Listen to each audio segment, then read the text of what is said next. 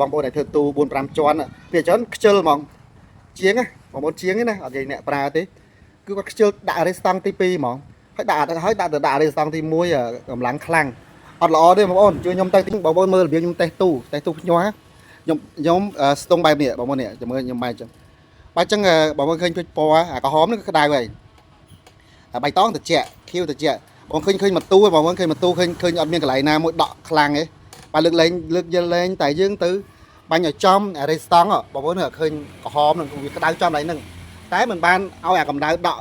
80 90អង្សាសេហ្នឹងពីការពេញទូទេណានិយាយ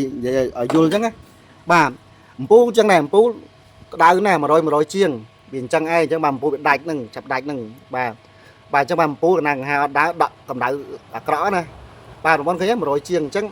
បាទនិយាយឡើងសារឡើងវិញបន្តិចអញ្ចឹងបងប្អូនប៉ិតមែន100ជាងមែនបងប្អូនមើលទូទាំងមូលចុះឃើញទេវាអត់មានខ្ជះខ្ជាយអាកម្ដៅហ្នឹងទៅប៉ាតណាប៉ាតនៃទៅប៉ះពាល់ដល់សុទ្ធបាស័យពងមាន់ពងទាបងប្អូនយកភ្ញាក់មកភ្ញាស់ឯណាបងប្អូនឃើញទេបងប្អូនណាខ្ញុំសង្ឃឹមថាប៉ុណ្ណឹងបងប្អូនយល់ចុះបងប្អូនណាបញ្យល់បែបងាយបែបអ្នកប្រើទូបែបអ្នកជាសាសគ្រាន់